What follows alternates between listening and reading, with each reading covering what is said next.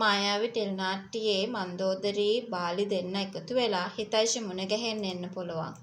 ඇත්තටම හිතයිෂි මුණ ගැහෙන්න එන්නේ වෙන හේතුවක් නිසා නෙමෙයි. අවංකවම කියනවා නම් පහුගිය කාලේ තමන්ගේ මල්ලි හිතයිෂිට කොච්චර ආදරේ කරාද. හැබැයි ඉතින් වචනයක්වත් කතා කළේ නැත්තේ ඇයිද කියන ප්‍රශ්නය විතරක් මෙතනදී ඇවිත් තියෙනවා කියන කතාව අපි අද ඔයාලව දැනුවත් කරන්න සෑහෙන අවස්ථාවක් වෙන් කර ගන්නවා. ඇත්තට මේක ගොඩාක් වටිනාකමකින් යුක්තයි කියන දේ ගැන අපි මුලින් කිව යුතුමයි. කොහොමනත් මේ දෙන්න ඉන්නේ වෙන එකකට නෙමෙයි. ඇත්තටම තමන්ගේ මල්ලිගේ ආදරේ මේ විදිහට තේරුම් ගත්තේ නැත්තේ ඇයිද කියලා අහන්න අනිවාර්යෙන් ලොකු උනන්දුවක් තියාගෙන ඉන්නවා කියන කතාව ගැන.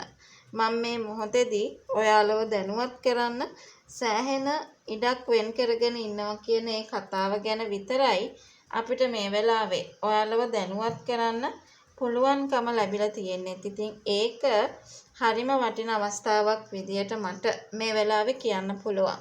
ඒ වගේම ඔයා දන්නවද ඔය සංකල්ප කවදාවත් හිතයිෂිව අමතක කරන්නේ නැහැ. ඒක තමයි ඇත්තම කාරණාව විදියට අපි හැමෝටම මේ වෙලාවේ මතක් කරන්න පුළුවන්කම තියෙන්නේ. ඉතින් හිතයිෂි මන්දෝදරීට නම් ඒ විදිහට සලකන එකක් නැහැ. මොකද ගෙදර අය වුණත් මේ සංකල්ප කියලා දැනගත්තාම ඇත්ත විස්තරය කතා කරයි කියන කතාව විතරක් අපි මේ වෙලාවේ ඔයාලව දැනුවත් කරනවා.